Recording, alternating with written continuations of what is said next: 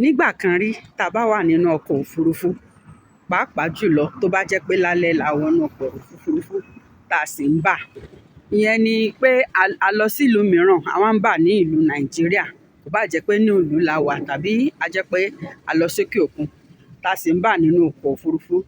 Ohun tí mo rí ni pé ẹ rí i pé ìmọ́lẹ̀ wà ní àwọn ibì kan, ṣùgbọ́n àárín kan lè wà tàbí méjì tẹ́ ò rí pé àwọn iléeṣẹ́ mọ̀nàmọ́ná wọ́n ti múná lọ. Ó jẹ́ ohun ìyàlẹ́nu fún mi.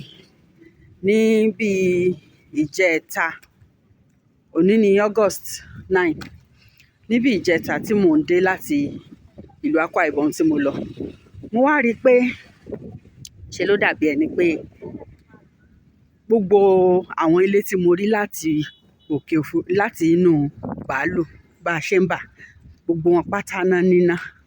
Kò sí àárín kankan tí kò níná. Eléyìí múnú mi dùn. Ìdí tí ó fi dùn mọ́ mi ni pé ti pẹ́ tí mo ti rírú ẹ̀ nílùú Nàìjà. Ibi tí mo ti rírú ẹ̀ kì í ṣe ní Áfíríkà rárá pé iná wà káàkiri. Kí ni ìdí tí mo fi fi eléyìí ṣàpẹẹrẹ? Tá a bá fi ojú sílẹ̀ dáadáa, àyè ọpẹ́ wà. Orílẹ̀-èdè wa yóò ṣì dára.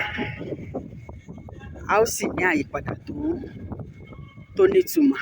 Oníṣòwò ní oníṣẹ́ ọwọ́ tàbí oníṣẹ́ ìjọba. Ẹ jẹ́ ká ní ìrètí pé ìgbà díẹ̀ náà ló kù. Akólòlò Nàìjíríà ó sì máa pe bàbá.